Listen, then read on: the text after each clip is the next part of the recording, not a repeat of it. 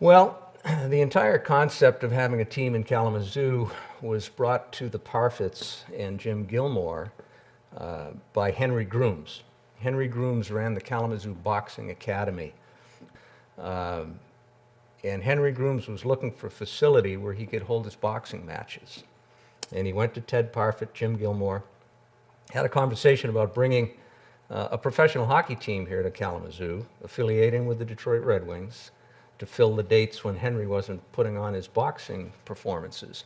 And that's how it all got started. We were underway, and in a mere matter of 10 months, I think it was, they were still bolting down the seats in the stadium on opening night in mid-October. So this stadium was thrown together very, very fast. An architectural firm, very closely with Bob Lemieux in constructing the facility to Bob's liking. And Bob, being the hockey guy and competitor that Bob was, took the liberties, I guess, of making the facility advantageous to the Kalamazoo Wings by positioning the benches in a certain way that gave Kalamazoo an advantage on line changes for 2 periods out of 3, something that most people wouldn't think anything of, but Bob certainly did and took advantage of those things and constructed the building that way. He also had the Wings bench elevated so he could see a little better up and over the players. He kept the visitors bench very low, so coaches like Ted Garvin, that was probably no more than 5'6" or 8", couldn't see, and made it difficult on the visiting team in all aspects of the hockey game. So there's a lot of history in the way that building was constructed. Winning the Turner Cup, that was the biggest one. Playing against Grand Rapids, not winning in their arena, and playing the 7th game there, tied going in the 3rd period, and we had Al Jensen, our goalie, was hurt. And Larry hurt his knee in the playoffs. I had to go in and play and ended up winning MVP and obviously the Turner Cup for 79-80. So that was an exciting time. We just pulled together and as a team like we did all year long, and so it worked out great, and everybody was, in the end, it was, Bob Lemieux said it was going to be a 5-year championship, and that was the 5th year, and we got a championship. We partied at the stadium. Then we went back to the stadium in Kalamazoo. Then the owner of Pizza King opened up on Portage Street, who was a K-Wings fan, opened up the pizza place, and we went there. And I finally got home 5 a.m., I think, and thought, oh, well, I'll go to sleep for a little while and get up and go to work. Well, I called my boss and said, I'm not coming in. I have too much to do today. We had a luncheon at noon. We had a parade in Bronson, from Bronson Park all the way through town. And then there was another big party put on by High Wheeler that night. And we partied, I mean, for days.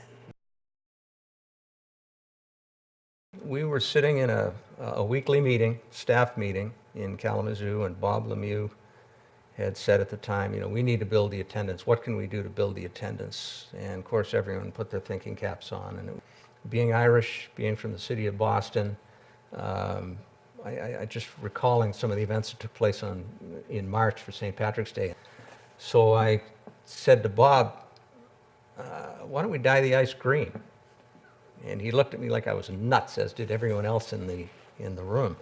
And I said, no, I'm serious. I said, why don't we dye the ice green for St. Patrick's Day? And we'll promote this. We'll do all types of special promotions, and let's see what happens. So then we held the event on March 17th, and we sold the place out. I think we had 5,400 people there that night. It was huge.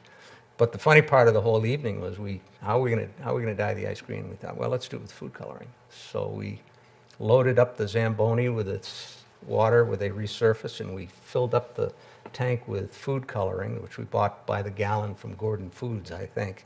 And the ice kind of came out striped more than it did completely green.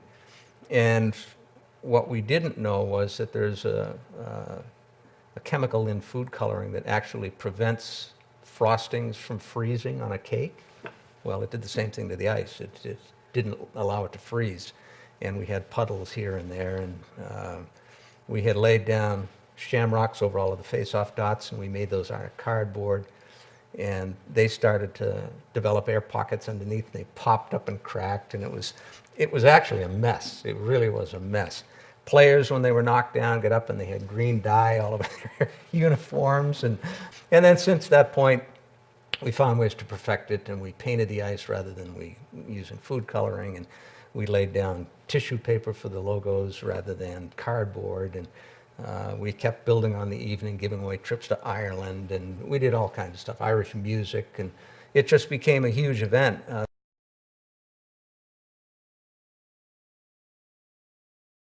The minor league game has changed a ton. When we first started back in the early 80s, or when I first started back in the early 80s, there was a lot of fighting. It was the slap shot type of game. You get on the bus, you might ride for 8 hours. You get off the bus, you play your game, you get back on the bus, and you ride for 8 hours more. Kind of a rogue, if you will, situation where it was a pretty tough league back then. As we evolved, and the second time that I came around in '93, it had changed into a more professional league. We were starting to fly places. We were starting to play in bigger cities, Chicago, Detroit, LA, Salt Lake City, Phoenix, a lot of those cities that had NHL teams. So it became more professional, less fighting, more emphasis on the game. The players started making more money, therefore it became more professional. As we went on, the players, they were more individuals later on in my career here. Like myself, I went to Milwaukee and Neil came there, and we had good teams there. But the players that stuck here when we were younger, we had a good nucleus because we all wanted to play for each other. And my last year here, it was like the players wanted to get up to the NHL, and they're more individuals. It wasn't like a team. So it was, at the end, it was sort of disappointing because they didn't have that camaraderie. The players themselves have changed a lot. A lot back 45 years ago, those players were very young and just came out of juniors. Most of them had not even a high school education. And now most of them have college educations. And so I'm not saying it one way is wrong or another, but I think they're a lot better equipped to go into life after hockey. Over the years, the hockey in general has improved. I think players are in much better shape. They take care of their bodies a lot better, nutrition-wise. I think the equipment is a lot better. I remember back in the days when most of the players did not wear face shields at all or any kind of shield. There were still a few players back in that day that didn't have to wear helmets. They were grandfathered in, so you could see them flying along with the hair. So yes, I think hockey players are a different mentality that way. They can block out that pain. I'll always remember in Pittsburgh that I had a player, Al Samuelson, who fractured his cheekbone, got hit with a puck and fractured his cheekbone. And he went into the bathroom, and I heard him laughing in there, and I thought, what is he doing? So I walked in there. He had plugged his nose and blew the cheek, actually blew a ball of air up in his cheek, and he thought that was funny. Went out to finish the game. And these guys, I don't want to say they're stupid by any means. They just have a way to block out pain.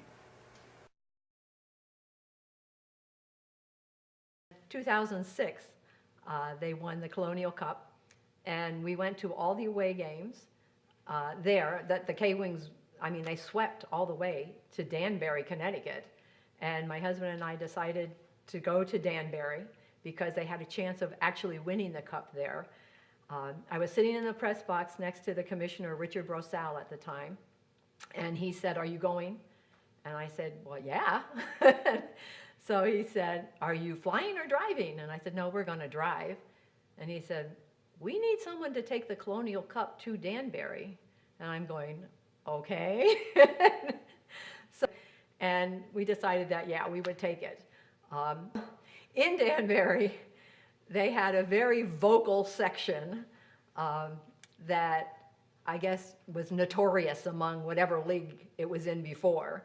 And Danbury, I have to say, before we got there, one of our editors decided it would be a good idea for our sports editor to write a really, we're going to trash the trashers type of column. And Danbury was supposed to do the same thing. Well, our sports editor did what he was supposed to do.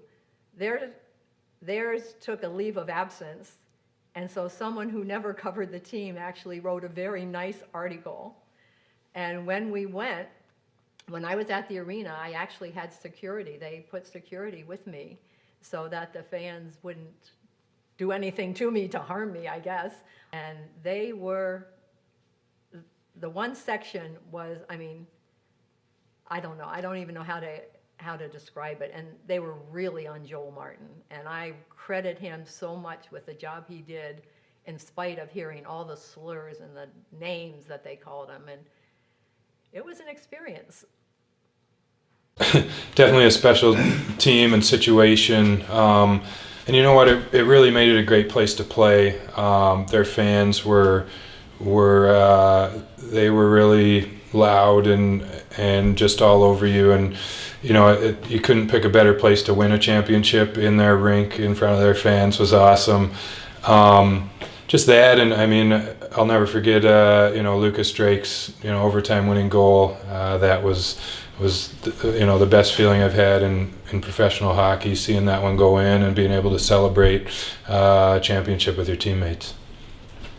Right from the get-go, you knew that we had a special group. We had a group that was super tight, super talented, and really competed hard. We played hard and we competed hard at the same time, and on and off the ice was the same thing. So it was a group that was real tight all the time. We're very fortunate to run through a pretty hot stretch leading into the postseason. I think we lost one game in our last 10, and then going through the playoffs, we only lost one game in the finals to Danbury. And we had a group of guys that really bought into the team concept. And really what you do by winning those championships is the journey is the fun part, right? The final climax is amazing, don't get me wrong. You feel that sense of relief because you've done that. But really what you've done is you've recreated lasting memories that are going to stick with you forever. And you look at the teams that you've played on, you don't forget any of the players that played with you on the championship team. And I had Tyler Renette as a centerman, and Corey Carlander on that team, and Tyler Willis on that team, and Jeff Rayner, and Joel Martin, and Villeneuve, and Mike Manley. And I could probably tell you the whole team if I went through the list in my head, just because you'll never forget those guys. And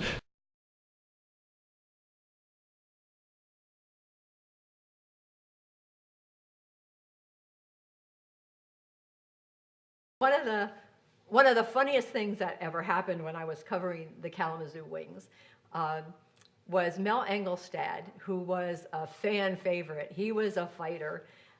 Usually in the locker room with their lockers or where they keep their things, they have their first initial and then their last name. And for him, M for Mel, Engelstad didn't fit, so his ended up Mangler. And so that's kind of his nickname. But he was the enforcer. We were playing Fort Wayne at the time.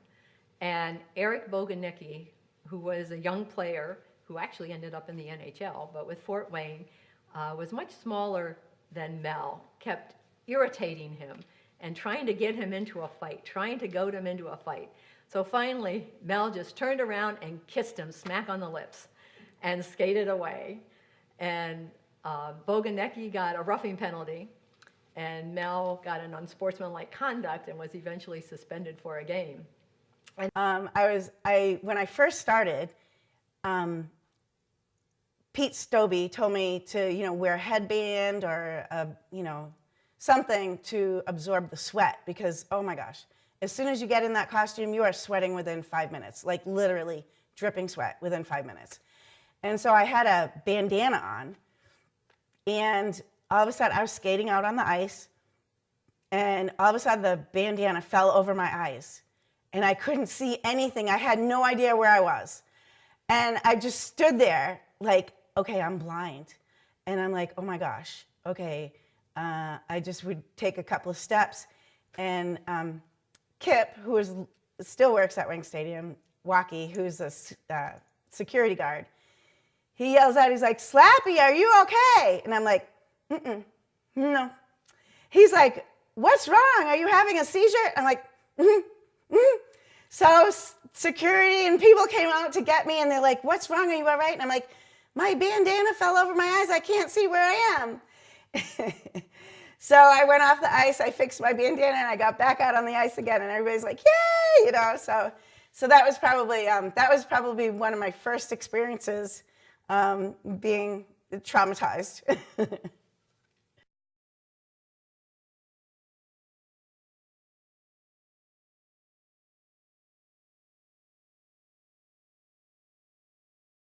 We are so fortunate in Kalamazoo to have a professional sports team, and there's such a great history and tradition with our Kalamazoo Wings / Michigan K Wings, now Kalamazoo Wings again. And I think that the original owners of this team would be very proud of the fact that it's continued on for as many years as that it has. I hope that the people in this community don't take this team for granted and let it slip away, that they embrace professional sports, and in particular professional ice hockey, which is a great game.